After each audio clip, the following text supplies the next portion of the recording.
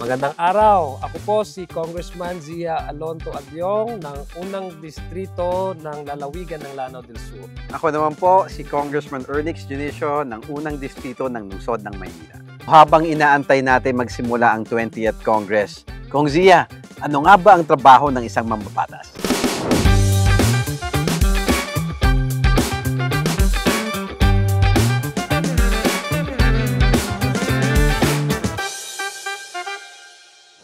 Ang trabaho po ng isang mambabatas, kasama po dyan yung sinasabi nating lawmaking.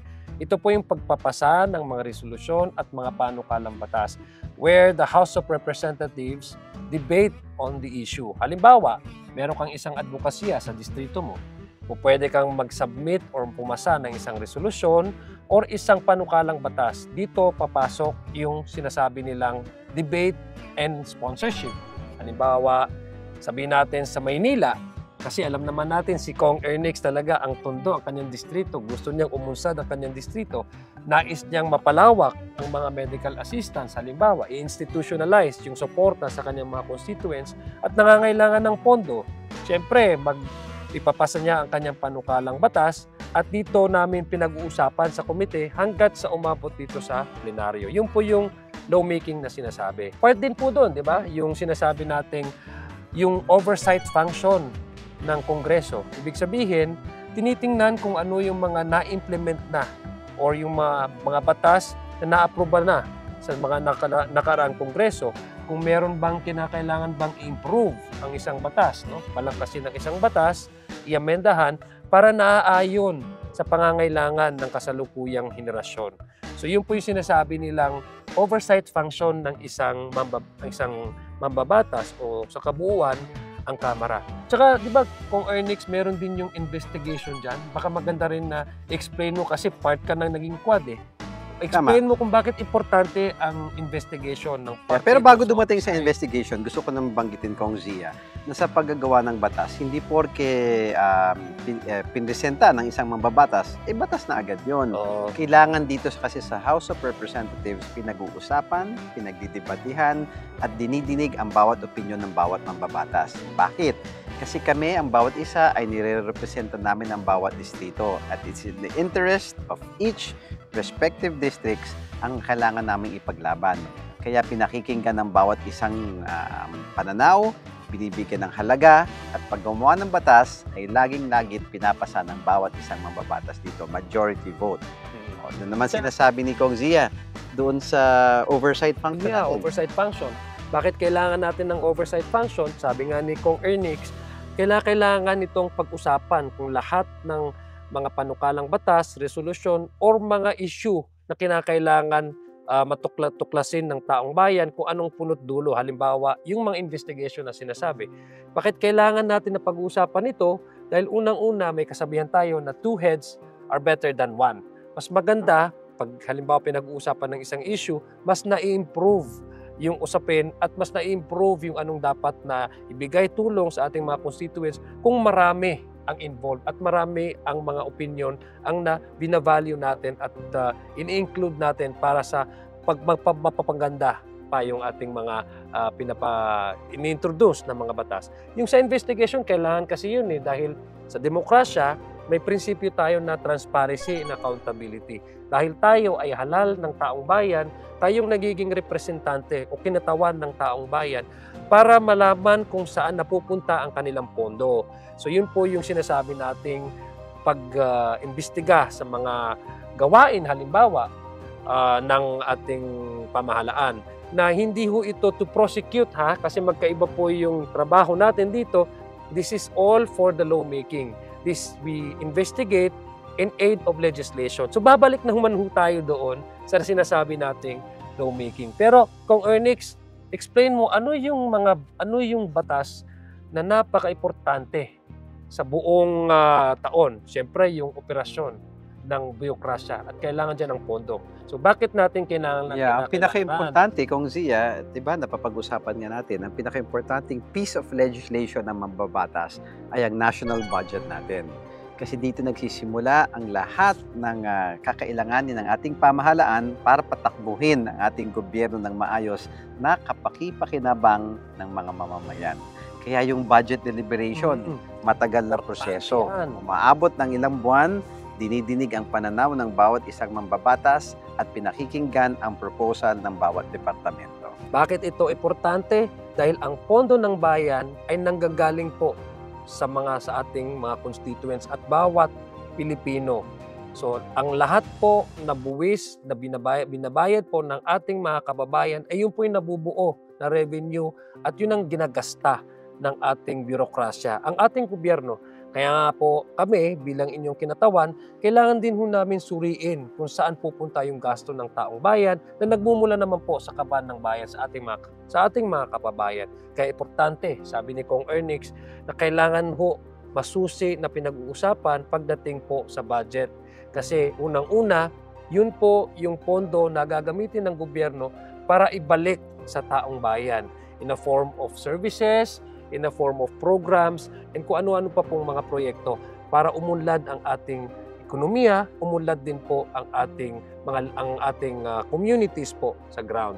So, yun po yung trabaho essentially ng isang mambabatas at isang kinatawan ng membro ng House of Representatives. O Kong Zia, bukod sa paggagawa ng batas, meron din tayong constitutional mandated duties mula sa ating konstitusyon. Tama. Isa dyan yung impeachment process. Kasi nakasaad dyan na ang Congress, we have the sole authority and power to initiate impeachment proceedings. Nagsisimula lahat yan sa Kongreso.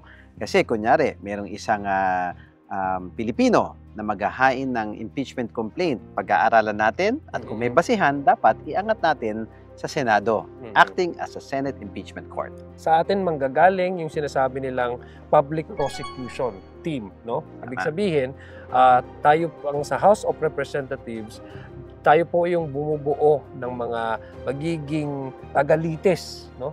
Prosecution ng taong bayan doon po sa mga officials, no? Mga impeachable officers na meron pong sinasabi nating pananagutan, no? sa ating constitution na kailangan nilang i-explain sa ating publiko pagdating po sa mga paggasta ng kanilang pondo, yung mga sinasabi po nating betrayal of public trust. Yung po yung sinasabi ni Kong Ernix na isa sa mga constitutional duty ng House of Representatives, yung sole authority na binigay ng ating konstitusyon sa House of Representatives, ang impeachment process po na ito bilang isang kinatawan na sila po yung mag-i-impeach sa isang impeachable officers. Hindi lang yun, Ernix, Kong Ernix. Meron din tayong sinasabing power of the commission, no? Commission appointments, para it's either i-accept or i-reject yung mga kinakailangan ng mga opisyal na appointed ng uhikatura,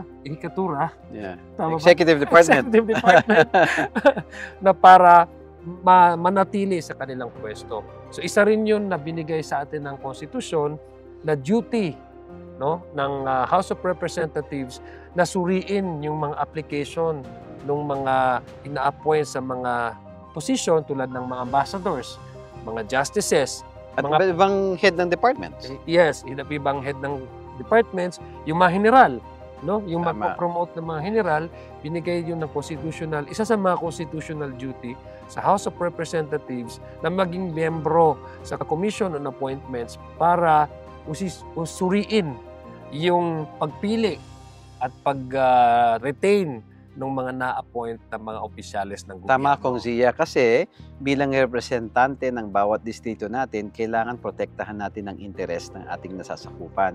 Kaya kung may nakikita tayong mali o hindi tama sa mga ina-appoint, yun ang check and balance ng House of Representatives. Prinsipyo po yan ng isang matatag na demokrasya tulad ng ating bansa. Yung check and balances po na sinasabi ni Kong Ernix. At Kong Zia, ang isa pang trabaho nating mga congressman ay ang constitutional amendments. Tama. Meron tayong karapatang mag-propose at syempre bumoto sa mga proposal ng mga ibang mambabatas. Isa ito, Kong Ernix, sa binigay sa atin ng konstitusyon na mga obligasyon ng House of Representatives na balangkasin ang konstitusyon. No? Halimbawa, may dalawang paraan ang sinasabi ng ating mga legal luminaries, no? It's either mag-constitutional assembly, ibig sabihin yung mga miyembro ng House at saka ng Senate ay uupo bilang isang buong chamber, isang kinatawan para suriin at amendahan ang ilang parte sa Constitution, no? Meron naman tayong sinasabing Constitutional Convention kung saan may mga tatakbo na mga representante na bubuo doon sa Constitutional Convention. Meron din namang sa experience ng previously Kong Ernix, yung 1987 Constitution, ay na-appoint diretso yung mga miyembro ng Constitutional Commission, yung sinasabing CONCOM, na sila po yung nagbuo ng kasakalukuyang nagsulat ng kasalukuyang Constitution po natin. So isa rin po yan sa mga binigay na obligasyon, duty ng Constitution sa House of Representatives na mag-introduce ng any amendment doon po sa ating kasalukuyang 1987 Philippine Constitution. And you have to remember, dapat maalala natin, kaya ginawa nito ng framers ng ating Constitution is alam nila na hindi lagi magiging angkop ang ginawang Constitution. Times change, naiiba ang buhay ng mamamayan, and there could be one point in time na dapat baguhin ang Constitution. Kaya binigyan ng kapangyarihan ang mga mambabatas o ang Congress ng ating bansa na ayusin kung meron mang pagkakamali o hindi na angkop sa panahon ang ating konstitusyon. Tama po, dahil ang lawmaking po goes hand in hand with the experience of man. Yun po na sinasabi ni Congressman Ernix na dapat kung anong kasalukuyang sitwasyon ng bansa, dapat yung mga batas natin, lalong-lalo na ang Constitution, ay naangkop sa pangangailangan ng ating taong bayan. So dynamic po ang legislation, progressive dapat po ang legislation, at the same time making sure that our Constitution is not just a written document but it should be felt by the people. It should be an alive Constitution. So ang buhay po ng Constitution ay naaayon kung ano yung pangangailangan din po ng ating mga taong bayan na dapat naaayon sa current circumstance. Yung po sinasabi ni Kong Ernix na time change, so dapat may mga pagkakataon din po na i-revisit ang ating Constitution sa ligang batas at maamendahan man kung anong kailangan amendahan para tugma po siya sa pangangailangan ng ating taong bayan. Ikabubuti ng interes. Tama. Yun ang pinaka-importante. The top priority is ikakabuti ng ating taong bayan at ng ating bansa. Di ba, Kong Ernix? Tama. At yan po ang mga trabaho ng isang mambabatas o miyembro ng House of Representatives. Kaya magkita-kita po tayong lahat sa 20th Congress. At don't forget to like, share, and follow ang official pages sa social media ng Young Guns. Muli, ako po si Congressman Ernix Junicio ng unang distrito ng lungsod ng Maynila. At ako naman po si Congressman Zia Alonto Adyong mula sa 1st District ng Lalawigan ng Lanao del Sur.